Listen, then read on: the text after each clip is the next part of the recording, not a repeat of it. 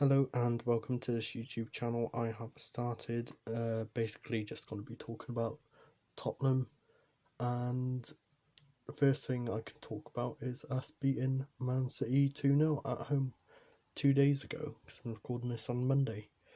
Probably one of the best performances I've seen Tottenham have for ages, like as a team. I mean, the Man United game was really good, but this performance from every single player was just outstanding. I think notable mentions should be Toby and Dyer in defence, Reguilon as well. I don't think Lloris had much to do. I think he had that one header, but I can't really remember him having to make any other saves other than that one header. Højbjerg was absolutely amazing as always. And Belly's pass was just fantastic. Goalkeeper shouldn't really be coming off his line as much as he did, but Son finished it quite well. The only thing you could really do is just shoot. If goalkeeper comes out that far, just shoot. And he did. He scored a really good goal. Lo Celso's was pretty much identical, really. Goalkeeper rushing out through his legs as well, both times. But yeah, probably the biggest thing out to come out the game is, other than 3 points, is Alderweireld's injury. Mourinho has said it is a long-term injury, which my dad thinks it's a groin, and he says that could be about 6 to 2 months. And Mourinho has, I think with Son, said that he'd be injured before the Man United game, and then he was fit. So is it a long injury, or is he just playing mind games? I do not know. Because obviously I haven't heard anything about him having a scan or anything, so no results yet. But looking at it, it did look quite bad. He had no reason to really go down injured. Hopefully he's back, but hopefully he's back soon. But I think he's gonna miss these next 6 games, which are Chelsea, Arsenal, Palace, Liverpool, and then Wolves and Leicester, or Leicester and Wolves, whichever way around it is. I don't know, but I'm pretty sure he'll miss all those. So this Rodon's probably gonna come in, because in his interview he said he has 2 Premier League defenders in the league, Dyer and Rodon, and then in Europa League he has 3. Or is it 3 in the Premier League, 2 in Europa League? Yeah, I think it was. I can't remember, but something like that.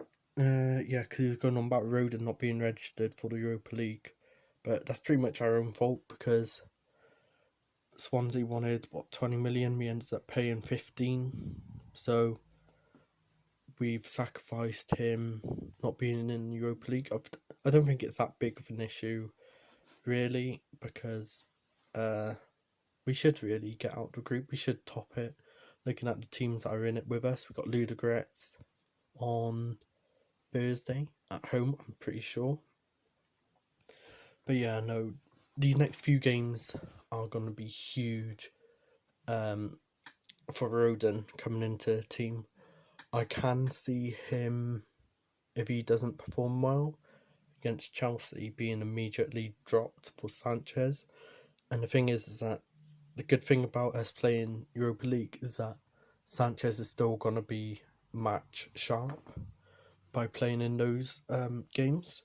But Rodon's just come off playing for Wales. I don't think he's played too bad. I watched the Finland game. He looks comfortable on the ball. He missed a header for the goal, but the player was offside, I do believe, and he scored it. But obviously there's no VAR, so they couldn't go and check.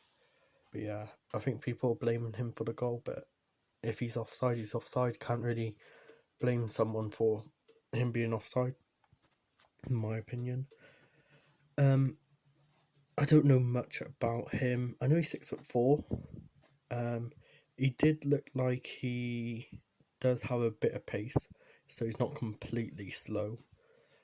Very comfortable on the ball, as I said. But yeah, these next few games could be make or break. I think if he plays really well, I think when Toby comes back, he might have a job getting into the team, because I feel like Mourinho doesn't really trust Alderweireld, if that makes sense. Because he's dropped him a few times at his time at Tottenham so far. I think after the lockdown he was dropped. He got dropped at the start of this season. I think he dropped him as well last season, maybe, at points. So he's got no problem with Alderweireld not playing. But I think this is basically Rodon's chance to go, yeah, you don't need to sign a centre back in January. I am good enough. I don't think Tottenham. I think Tottenham still will sign a centre back. I think we'll still go after that Skriniar. I've heard we'll have to go back from Schalke.